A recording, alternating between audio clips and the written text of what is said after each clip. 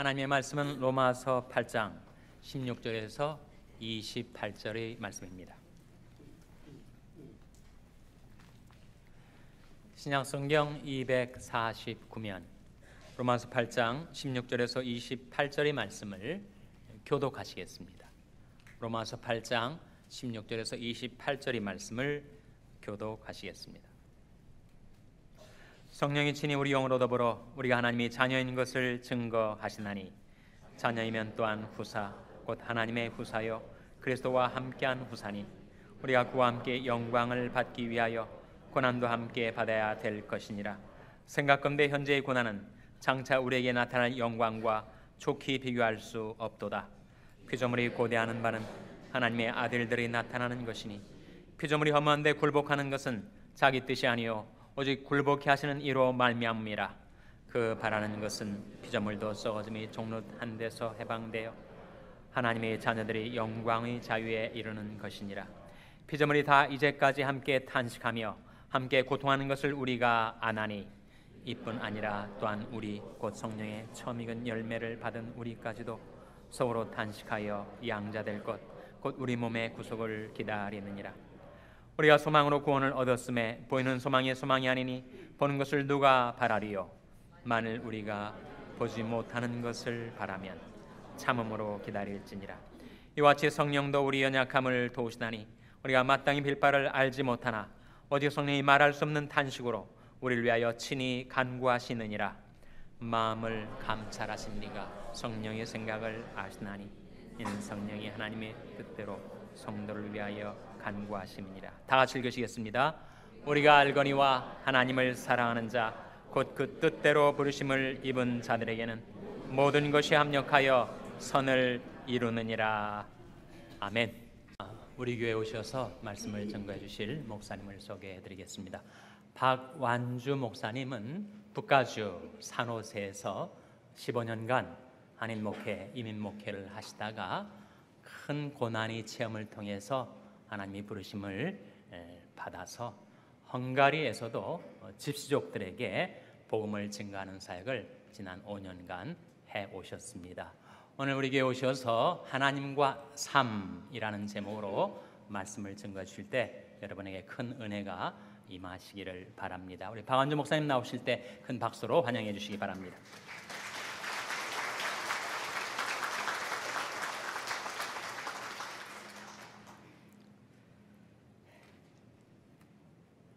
헝가리 말로만 예배를 4년 드렸어요. 그러다 보니까는 은혜가 별로 안 됐거든요. 헝가리 말 잘하냐고요? 잘할 것 같아요? 선교 단체들마다 선교사를 보낼 때 현지어를 가서 꼭 2년은 의무적으로 해야 된다고 강요합니다. 굉장히 강조를 하지요. 헝가리에 가서 저희도 가자마자 1년 동안 부다페스트에 있는 헝가리 학교를 다녔습니다. 1년 다니고 났더니 저희 GMP 본부 대표께서 전화해가지고 목사님 헝가리어 많이 늘었어요? 묻더라고요. 그래서 아유 너무 힘들어요. 그랬더니 그럼 1년만 하셔요. 그래요. 그래서 2년 꼭 해야 된다고 그렇게 강조를 했는데 1년만 하래요. 그래서 놀래가지고 아니 왜요? 물었더니 목사님 나이에는 2년 하나 20년 하나 똑같아요. 이러더라고요. 웃으시는 분들은 잘 아시네요. 한국 갔더니 저보고 내일 모레 60이면서 뭘 그래요? 이러더라고. 그래서 무슨 내일 모레 내가 60이에요 그랬더니 한국 나이로는 그런다고 그러면서 헝가리가 그래서 못한다는 얘기하는 겁니다. 그런데 선교는 잘하고 있습니다. 선교는 말이 아니라 사랑이더라고요. 할렐루야. 헝가리 사람들 그렇게 헝가리어를 완벽하게 하는 사람들이면서도 선교는 집시족 선교는 못해요. 우리 목사님께서는 집시족에 대해서 정확하게 알고 계시네요. 집시족 이러면 정확하게 아시는 거예요. 집시들은 그저 히피들이나 홈레스들처럼 여기저기 또 돌아다니면서 사는 사람들이 아니고 하나의 민족 종족입니다. 500년 전에 북인도에서 유랑해서 유럽에 들어온 그런 민족이지요. 그래서 인도 사람들입니다. 유럽 사람들이 처음에 왔을 때 까무잡잡하니까 이집트에서 온 이집션인 줄 알고 붙인 이름이 집시라고 하는 이름이 됐습니다. 현재 전 세계적으로 1,500만에서 2,000만이 살고 있습니다. 유럽에만 수백만이 살고 있고 동유럽에만 수백만이 살고 있고 헝가리도 굉장히 많이 살고 있는 하나의 민족입니다. 그래서 선교학에서 예수님께서 선교 명령을 내리실 때에 선교학에서 선교의 단위는 종족별, 민족별이에요. 너희는 가서 모든 족속으로 제자를 삼아 그랬잖아요. 그래서 선교의 단위는 민족이고 종족입니다. 선교학에서 한 민족이 복음화율이 2%가 넘어가면은 그 민족은 선교화됐다, 복음화되기 시작했다 합니다. 2% 미만인 종족을 미전도 종족이라고 해서 선교사가 꼭 필요한 그런 민족으로 봅니다. 집시족은 유럽에 살고 있지만 미전도 종족입니다. 굉장히 열악한 그런 상황 속에 살고 있습니다. 서유럽 집시들은 지금도 이곳저곳 이동해서 사는 이동 집시들이 많습니다만은 동유럽 집시들은 공산 정권 때에 강제로 집시촌을 지어가지고 강제로 정착을 시켜놨어요. 그래서 저희가 사역하고 있는 곳은 부다페스트에서 2시간 떨어져 있는 뮤시콜츠라고 하는 20만 인구의 도시인데 그 근처에 보면 수많은 집시촌들이 있습니다. 500명, 1000명, 2000명씩 이렇게 모여서 촌을 이루고 살고 있습니다. 저희는 뮤시콜츠라고 하는 도시를 베이스로 해가지고 현재 주변 그 집시촌을 드나들면서 사역을 하고 있는데, 뮤시콜츠에는 한국 사람은 딱 저희 부부 2사람이에요. 중국 사람도 거의 없습니다. 그래서 저희가 이렇게 지나가면은 다들 쳐다봐요. 꼭 우리 어렸을 때 외국 사람 보는 것처럼. 헝가리 개들도 우리 보면 왕왕 헝가리 말로 막 짖어대는데 헝가리 사람 보고는 안 짖더라고. 그래서 그곳에 있으면서 힘든 거는 뭐 다른 거 없습니다. 외로운 거 하고 또 먹고 싶은 거 하고 2가지가 제일 힘들었던 것 같아요. 오늘 한국말로 예배를 드리고 한국말로 설교를 하고 한국말 성가대 찬양을 드리니까 막 가슴이 벌렁벌렁할 정도로 행복합니다. 할렐루야? 행복하셔요? 이런 데서 예배를 드리는데 행복 안 하면은 말이 안 됩니다. 아멘? 행복하시기 바랍니다. 미국 떠나보니까 미국만큼 좋은 데가 없어요. 또 한국말로 예배 드리고 한국 음식 먹고 교제하는 것만큼 행복한 게 없습니다. 아멘. 안식년 돼가지고 4년 텀으로 이제 한 텀을 마치고 안식년으로 들어왔는데 다음 주면에 다시 돌아가게 됩니다. 한 6개월 정도 안식년 마치고 가는데 한편으로는 가기가 싫어요. 가야 돼요. 할렐루야. 그들이 우리를 기다리고 있습니다. 생각지도 않았는데 이렇게 샬롬 교회 와서 말씀을 전할 수 있는 기회를 주셔서 목사님과 당회 그리고 모든 성도님께 진심으로 감사를 드립니다. 또한 여60 선교회에서 또 헝가리 집시 선교를 후원해 주시기로 올해 결정하셔가지고 지난번에 와서 임원에 참석을 하고 인사드렸었는데 이렇게 뵙게 돼서 진심으로 감사드리고 부족한 저를 후원 선교사로 후원해 주셔서 진심으로 감사드립니다. 헝가리에 가서 이제 4년 됐는데 1년 언어 훈련하고 3년 동안 사역을 했습니다. 뮤시콜츠 주변에 수많은 집시촌이 있는데 그중에 5군데 마을에 교회를 5개를 개척을 해서 사역을 하다가 왔습니다. 이제 앞으로 은퇴할 때까지 1010 프로젝트라고 해서 10개의 교회를 세우고 10명의 집시 목회자를 세워서 키우는 다음에 저와 같은 그런 집시 선교에 대한 비전을 가진 선교사님 후임으로 세워놓고 떠나오기를 원합니다. 그것을 위해서 계속 기도해 주시고 열심히 사역했습니다. 열심히 했죠. 5년 동안 3년 동안 5개 교회 개척하고 열심히 했죠. 열심히 했어요. 열심히 하겠습니다. 후원해 주시고 기도해 주시기 바랍니다. 주님께서 부족한 저희들을 통해서 그 불쌍한 집시족에게 교회를 세우시고 목회자를 세우고 민족이 복음화될 수 있도록 일하실 줄 믿습니다. 아멘. 복음이 합니다. 할렐루야. 저희가 한 게 아니고 복음의 능력이 그들을 변화시킬 줄 믿습니다. 할렐루야. 계속해서 기도해 주시기 바랍니다. 안식년을 맞이해가지고 교회 저게 이렇게 다니고 있습니다만은 안타까운 얘기를 가끔 저한테 질문한 분들이 있어요. 어떤 분을 만났더니 목사님 저는 요새 밥맛이 없습니다. 하나님께 대해서 많은 실망이 될 때가 있습니다. 그래요. 그래서 왜요? 그랬더니 세월호를 생각하면 밥맛이 없고 가슴이 아프고 하나님께 원망하는 마음이 생긴답니다. 하나님께서 전지전능하시고 사랑이 많으시고 그런 분이시라고 한다면 그 세월호가 침몰할 때 그 속에도 그 아이들 가운데에도 하나님을 신실하게 믿는 예수님을 잘 믿고 교회 다니는 그런 아이들도 있었을 거고 어쩌면은 교회 중직들 자녀들도 있었을 터인데 어떻게 하나님께서 전능하시고 그런 일이 있을 걸 미리 아시는 전지하시면서 우리를 사랑한다고 하는 그분께서 속수무책 배가 가라앉는 것을 보고만 있을 수가 있지요? 라고 물어요. 몇 년 전에 미조리주였던 제가 아는 목사님 네 분이 새벽기도 가는 길에 교통사고를 당해서 세상을 떠났습니다. 두 아이가 티네이저였는데 얼마나 가슴 아팠는지 몰라요. 우리 주변에 그런 일들이 많이 있지요. 의롭게 선하게 산 사람들 가정에 그런 일이 닥칠 때가 있습니다. 시카고에 가면은 러셀 스트리트 철치라고 하는 교회가 있습니다. 그 교회에 더글러스 집사님이라고 하는 집사님이 계십니다. 이분 아주 신실합니다. 가정적으로, 사회적으로, 교회적으로 누가 보아도 훌륭하고 의롭고 선하고 정직하고 성실하며 신실한 분입니다. 이분은 주말이면 토요일마다 티네이저 딸을 데리고서 홈레스 사역을 해요. 노숙자 쉘터에 가가지고 노숙자들에게 봉사하는 일을 합니다. 그날도 딸과 함께 노숙자 사역을 마치고 집에 돌아오는 길에 프리웨이에서 교통사고를 당합니다. 술 취한 운전수에게 들이받쳐가지고 크게 다쳐서 딸과 본인이 평생 불편한 몸으로 살 수밖에 없는 그런 큰 어려움을 당해요. 다른 데도 아니고 홈레스 봉사하고 오는 길에. 근데 얼마 있지 않아서 자기 아내가 주치의로부터 통보를 받습니다. 말기암이라는 진단을 받아요. 그리고 얼마 지나지 않아서 티네이저 딸과 본인을 두고 세상을 떠나고 맙니다. 안타깝죠. 우리 주변에 그런 일들이 종종 있습니다. 온 교회가 걱정했습니다. 목사님을 비롯한 많은 분들이 더글러스 집사님이 저런 일을 겪으면서도 신앙에 흔들리지 않고 실족하지 않고 시험 들지 않고 괜찮을까 걱정들을 했어요. 놀랍게도 더글러스 집사님은 한치의 흔들림이 없이 예전과 똑같은 모습으로 헌신하고 봉사하고 홈레스 사역을 하는 거예요. 감동을 받았습니다. 어느 날 교인들이 목사님이 묻습니다. 집사님, 그런 일을 겪어도 참 대단하십니다. 그런 일을 겪어도 하나님을 원망하지 않고 하나님께 실족하지 않고 시험 들지 않은 것 같은데 정말로 하나님 원망하지 않습니까? 하나님께 시험 들지 않았습니까? 라고 물었어요. 그럴 때에 더글러스 집사님 단호하게 얘기합니다.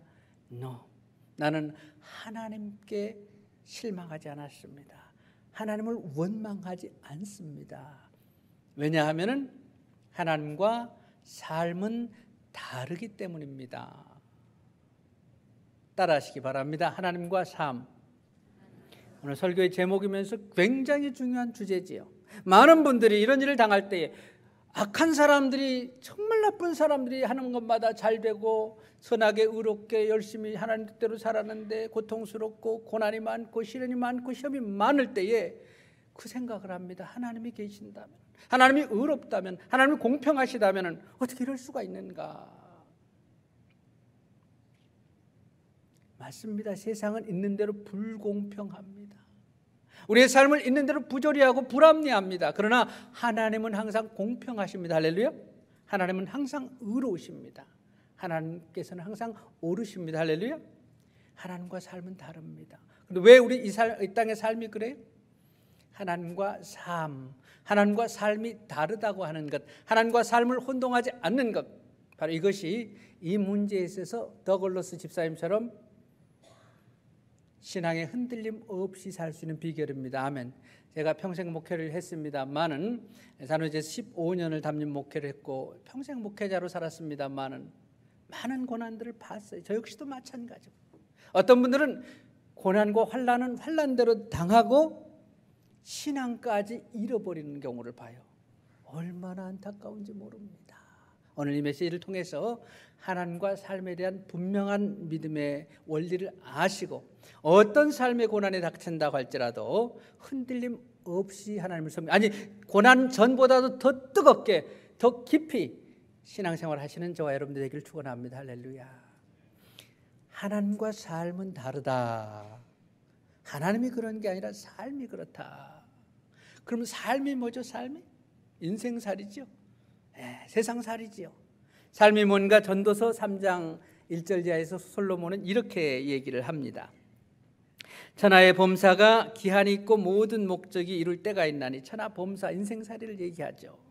그래서 이 땅에 살다 보면은 2절에 날 때가 있고 죽을 때가 있으며, 심을 때가 있고 심은 것을 뽑을 때가 있으며, 죽일 때가 있고 치료시킬 때가 있으며, 헐 때가 있고 세울 때가 있으며, 울 때가 있고 웃을 때가 있으며, 슬퍼할 때가 있고 춤출 때가 있으며, 찾을 때가 있고 잃을 때가 있으며, 잠잠할 때가 있고 말할 때가 있으며, 전쟁할 때가 있고 평화할 때가 있으며, 이런 때가 있으면 저런 때가 있고, 잘 될 때가 있으면 안 될 때가 있고, 대박 날 때가 있으면 쪽박 찰 수도 있고.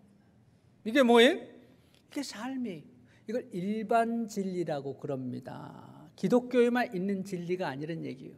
어디에나 있는 진리, 삶이 다 그래요. 그래서 일반 진리를 믿는 세상 사람들은, 안 믿는 사람들은 이 문제에 있어서 한치의 요동이 없어요. 어떤 일이 닥쳐도.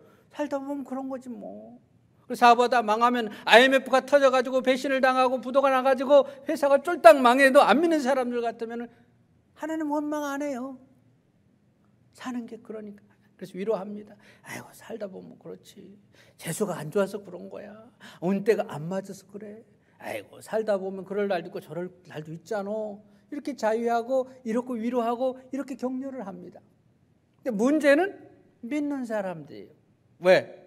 예수 믿으면, 하나님의 자녀가 되면 하나님을 아버지라고 부르면 그분이 도와주시기 때문에 우리 삶에는 그런 문제가 없어야 된다라고 생각을 합니다. 그래서 찬양합니다. 무슨 일을 만나든지 만사 형통하리라. 예수 믿으면, 하나님 자녀가 되면, 교회 다니면 만사 형통해요?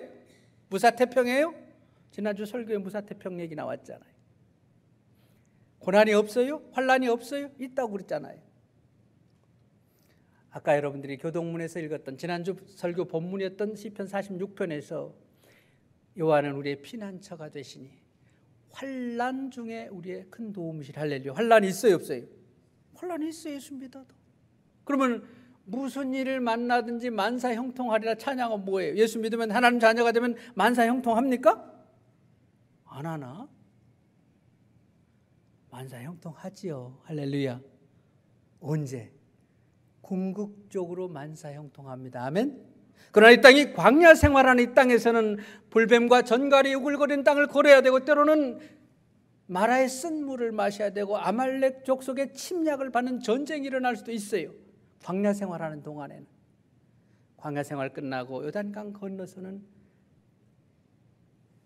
만사 형통의 날이 올 줄 믿습니다. 아멘. 최후 승리가 보장된 게 우리 삶입니다. 넘어져도 꼬꾸라져도 전쟁에 치여도 결국은 승리하고 결국은 영광 가운데 주님만 나라에 올 줄 믿습니다. 아멘.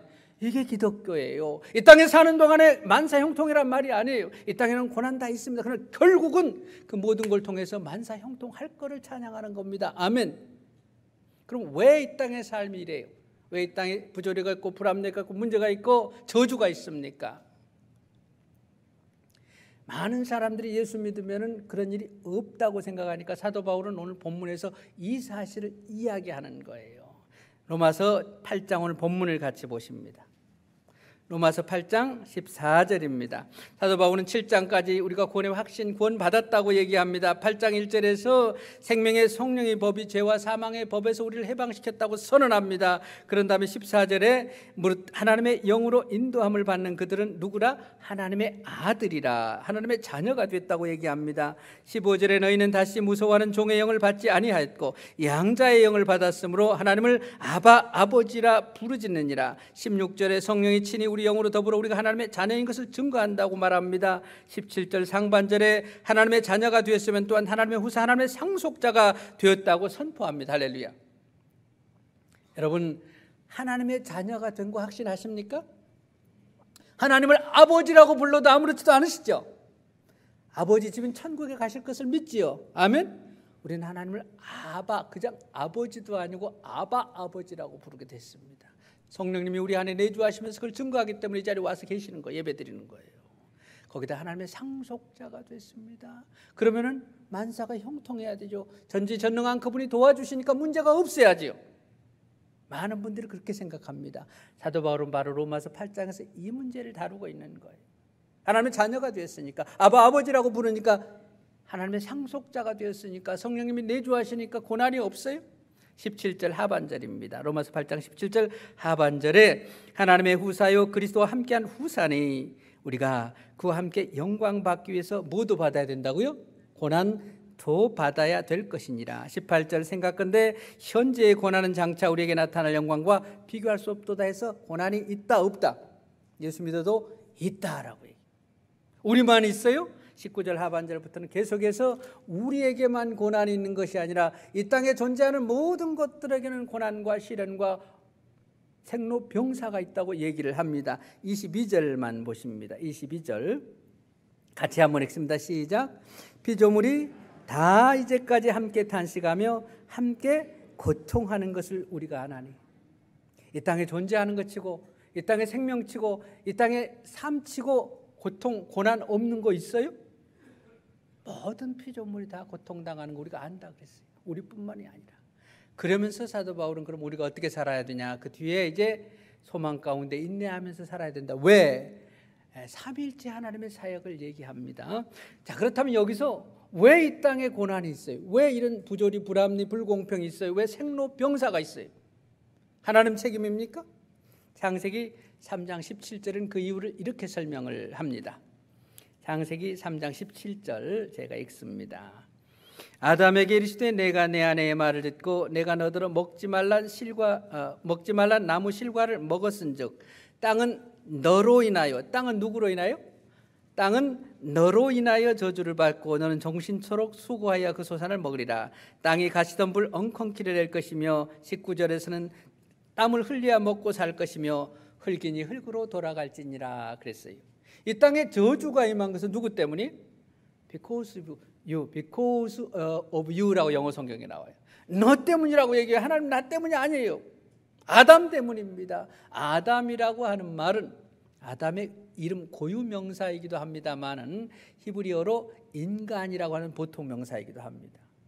이 땅에 생로병사의 고통이 있고 고난이 있고 환난이 있고 문제가 있는 것은 하나님 때문이 아니고 누구 때문이라고요? 아담 인간 때문입니다. 그러므로 우리에게 그런 문제가 생겼을 때, 환난이 닥쳤을 때 하나님을 원망할 게 아니라는 얘기예요. 중요한 사실입니다. 맞아요. 살다 보면은 내 잘못으로 고난당할 수 있어요. 내가 내 관리를 잘못해서. 때로는 그 사람 때문에, 다른 사람 때문에 사업에 부도가 나고 다른 사람 때문에 교통사고가 나고 그럴 수 있어요. 그리고 더 나아가서는 인간의 범죄로 인해서 땅이 저주를 받음으로 주어지는 고통과 고난이 있습니다. 중요한 사실은 하나님은 아니라는 거예요. 그래서 그런 일이 닥쳤을 때 하나님께 원망해서는 안 된다라는 말입니다. 왜 그래요? 이 땅에 삶이 그래요.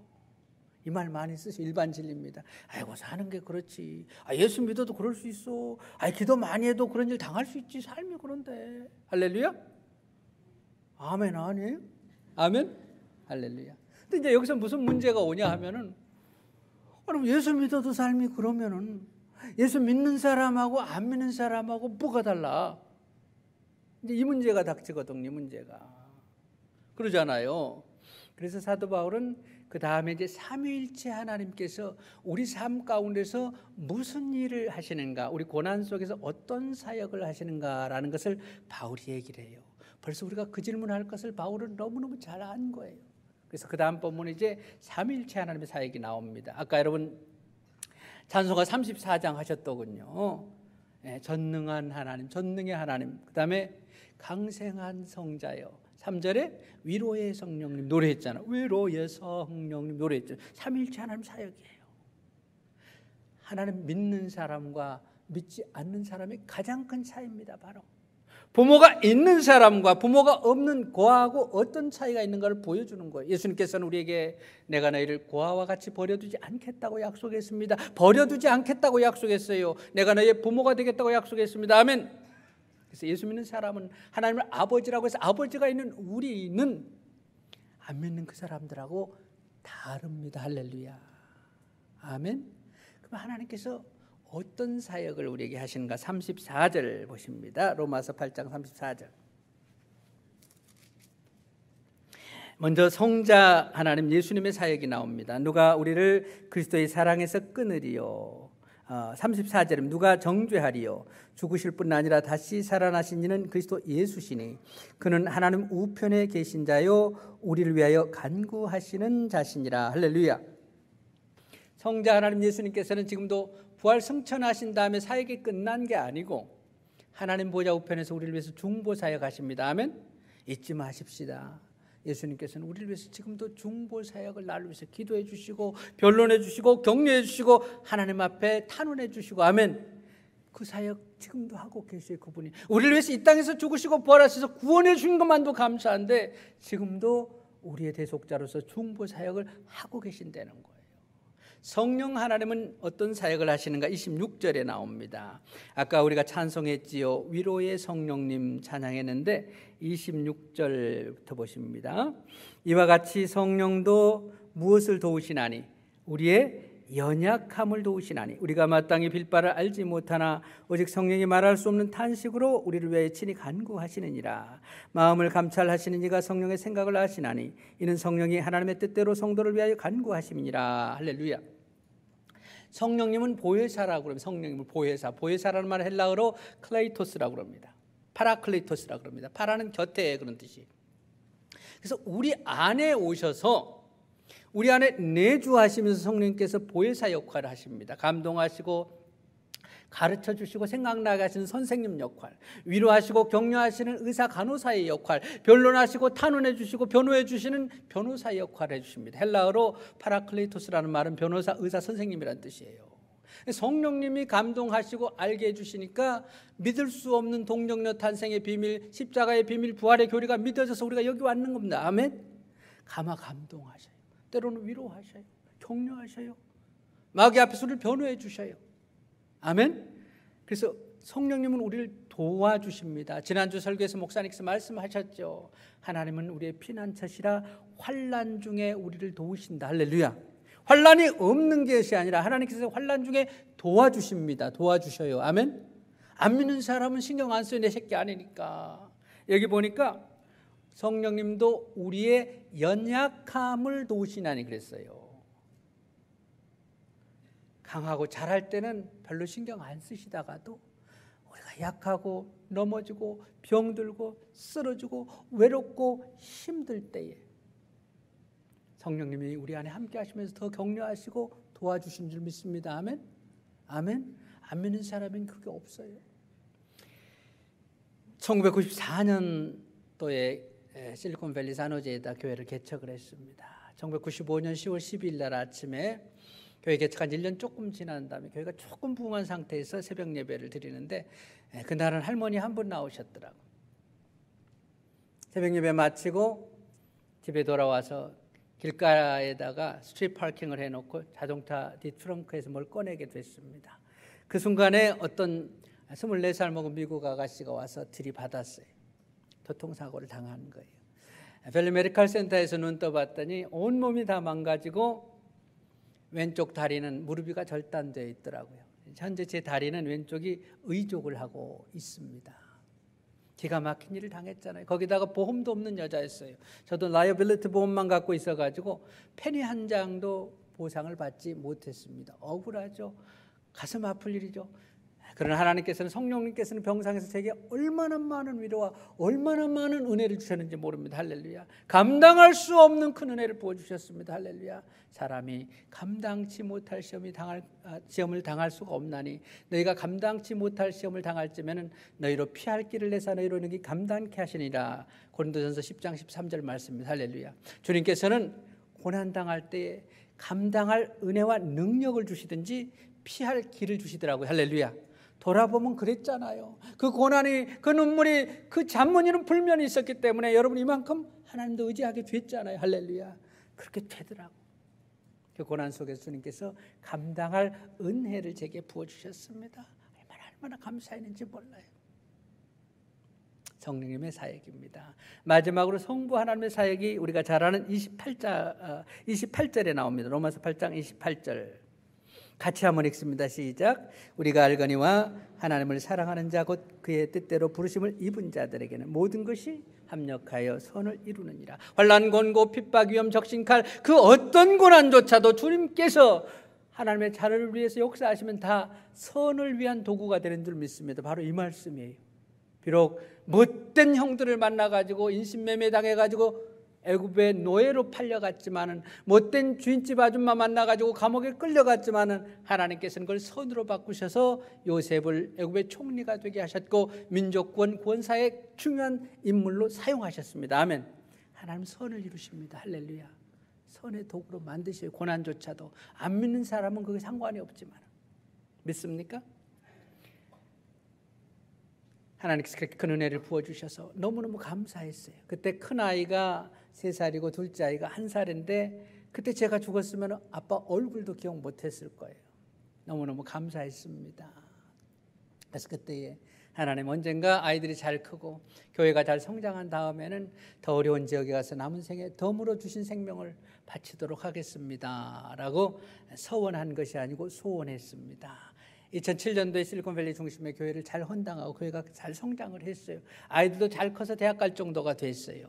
그래서 그 상황에서 2008년도에 북가주 세계 선교대회가 있었는데 얼마나 큰 은혜를 받았는지 모릅니다. 아, 때가 됐구나. 사실 이제 정말 편하게 살 만큼 됐는데 편하면 안 되겠더라고. 왜? 덤으로 사는 인생이기 때문에. 그래서 2008년 말까지 교회 담임 목사직을 사임하고 평소에 기도했던 헝가리 집시족을 위해서 GMP 선교회 소속으로 파송을 받아 헝가리에 가게 됐습니다.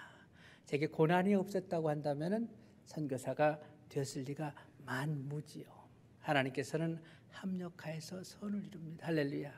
삼일체 하나님의 이런 사역을 통해서 그러면 결국은 어떻게 되는가? 35절 보고 마치죠. 35절입니다.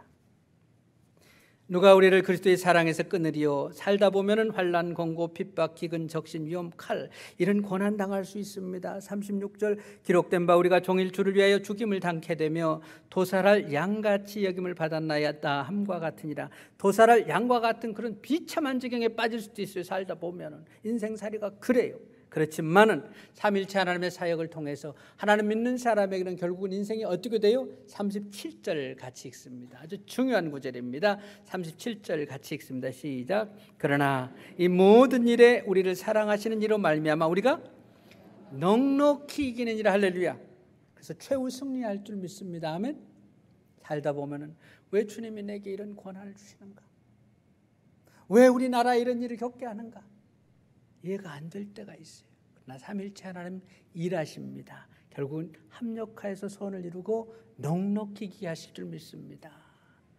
주님이 뜻하시니 헤아리기 어렵더라도 언제나 그 뜻 안에 내가 있음을 믿노라. 할렐루야. 사랑과 말씀들이 나를 더욱 새롭게 하니 때로는 넘어져도 때로는 넘어질 수 있어요. 최후 승리를 믿노라. 할렐루야. 최후 승리가 있는 줄 믿습니다. 아멘. 그동안에 별 고난 없이 막 모셨다면 눈물겹게 감사합시다. 할렐루야. 어쩌다가 남한에 태어나서 어쩌다가 미국에 와서 이만큼 살잖아요. 고난이 있고 시련이 있었다면 그때 원망하고 하나님 앞에 시험 들었다면 회개합시다. 남은 생에 하나님과 삶이 다른 걸 깨닫고 이제 혼동하지 않고 살겠습니다 하시길 바랍니다. 간단히 마지막으로 제 어머니 간증만 하고 마칠게요. 저는 9남매 중 7째입니다. 형제가 얼마 안 되죠. 제 어머니가 13을 낳았어요. 9남매 중 7인데 아무도 믿지 않는 집안, 아무도 믿지 않는 마을에 태어나는 저만 초등학교 4학년 때 연마을 장로님 따라서 교회를 다녔습니다. 목사가 됐습니다. 온 식구 예수 믿게 됐고 저희 어머니도 예수 믿게 됐습니다. 미국에 유학 간다고 하니까 자랑스러워서 김포공항까지 와서 배웅해 주신 우리 어머니입니다. 그렇게 예쁜 아들이, 그렇게 착한 아들이, 목회자가 된 전도사인 아들이 유학 갔는데 교통사고로 다리를 잃었습니다. 기가 막힐 일이죠. 한국에 교통사고 난 다음에 형제들한테 전화했더니 형님이고 형수고 누님들이고 전부 다 어머니한테는 얘기하지 말자. 만약에 어머니한테 얘기하면 어머니가 시험 들어가지고 교회 안 다닌다 그런다. 쓰러지신다. 그래서 어머니한테는 얘기하지 않기로 했어요. 그래서 애들만 얼마 있다가 이제 어머니 팔순이 됐는데 애들하고 집사람만 보냈습니다. 어머니께 전화 드렸어요. 제가 교회 개척해가지고 바빠서 어머니 저는 못 가요. 목사들이 어머니한테 거짓말했어요. 나쁜 목사들. 새벽마다 기도하는데 성령님께서 마음을 안 편하게 해요. 너 그러면 어머니 돌아가실 때까지 계속 거짓말 할 거니? 전화만 어머니한테 바빠서 못 가요. 보고 싶어 죽겠다. 너 언제 보냐? 바빠서 못 가요. 거짓말 했거든. 마음이 너무너무 안 편해요. 어느 날 새벽 예배에 기도하는 성령님께서 어머니 돌아가실 때까지 그럼 거짓말 할 거니? 이제는 가서 말씀드려라 그래요. 그래서 말씀드리기로 한 거예요. 잘했죠. 저희 어머니가 이번 1월 달에 97세로 세상 떠났거든요. 그럼 그때부터 17년간을 제가 거짓말을 할 뻔했어요. 결국은 가족들한테 한국 가서 어머니께 말씀드리겠다고 얘기했더니 다들 걱정해요. 어머니 쓰러진다. 어머니 교회 안 다닌다고 그런다. 그래도 가겠다고 했습니다. 정말 얼마 만에 그 사랑하는 목사들이 온다니까 저희 하루도 미국이 멀기는 먼가 보다. 박 목사를 왜 이렇게 안 온다냐. 드디어 형님 아파트에 온 식구가 기다리는 도착을 했습니다. 아파트 파킹라시에 제가 도착하니까 온 식구가 몰려 나왔어요. 제 어머니도 나왔어요. 얘기할 때마다 목이 메입니다. 차에서 내린 그 사랑하는 목사들이 다리를 찰떡찰떡하고 오는 거예요. 우리 어머니 눈이 이만큼 화등잔만 해지더니 아니 쟤는 왜 저러냐. 박 목사는 다리를 다쳤다냐. 왜 다리를 줬느냐. 아무도 말을 못해. 드디어 이제 어머니가 아시면 어떤 반응을 보일 것인가. 어머니 들어가요. 거실에 들어간 다음에 소파에 앉았습니다. 저희 어머니 제 옆에 와서는 앉자마자 제 왼쪽 다리 의족을 붙들더니 부들부들 막 떠는 거예요. 가슴이 너무너무 아팠습니다. 부들부들. 예배 드리십시다. 찬양하고 기도하고 말씀 전하고 예배를 마쳤습니다. 이제 드디어 어머니한테 말씀드릴 때가 된 거예요. 어머니 사실 이러쿵저러쿵 해서 제가 큰 교통사고를 당했어요. 어머니 그랬냐? 큰 교통사고를 당해서 제 다리가 무릎이가 잘라지고 절단돼서 이 다리는 제 다리가 아니고 의족을 했습니다. 제 어머니 반응이 어떠실 것 같습니까? 저는 평생에 그 어떤 설교보다도 저희 어머니 그 설교, 그 반응이 늘 제 가슴에 있습니다. 그 말을 하자마자 제 왼쪽 다리를 확 끌어안으시면서 통곡을 하시죠. 통곡을 하시면서 그 입에서 나온 첫 마디가 계속해서 아이고 하나님 감사합니다. 눈물을 흘리면서 끊임없이 아버지 감사합니다. 아버지 감사합니다. 아버지 감사합니다. 아버지 감사합니다. 하나님 아버지 감사합니다. 저는 얘기할 때마다 눈물 나요. 아버지 감사합니다. 여러분 이게 감사할 일이에요? 막 끌어안고서는 아버지 감사합니다. 감사합니다. 감사합니다. 우시더니 마지막에 딱 한마디 붙이는데요. 지금도 늘 제 가슴에 있어요. 이렇게 큰 사고를 당했으면 아버지 하나님 우리 아들이 딱 죽을 자리였는데 우리 하나님께서 살려주셨군요. 이렇게 해석을 하시더라고요. 신앙은 믿음은 고난이 없는 게 아닙니다. 믿음은 고난을 해석하는 새로운 능력입니다. 기도하시겠습니다. 하나님 감사합니다. 고난 없이 산 것 감사하고 고난 중에도 신앙 지켰던 것 감사하고 하나님 고난 중에 주님이 삼일체 하나님께서 역사하신 것 감사하고 그 은혜로 이 자리에 와 있는 것 감사하고 앞으로 합력하여 손이 될 것을 감사하고 넉넉히 승리하게 될 것을 감사합니다. 감사합니다. 남은 생에 하나님과 삶을 혼동하지 않고 고난 속에 승리하는 저희들 되게 하여 주옵소서. 예수님의 이름으로 기도하옵나이다. 아멘.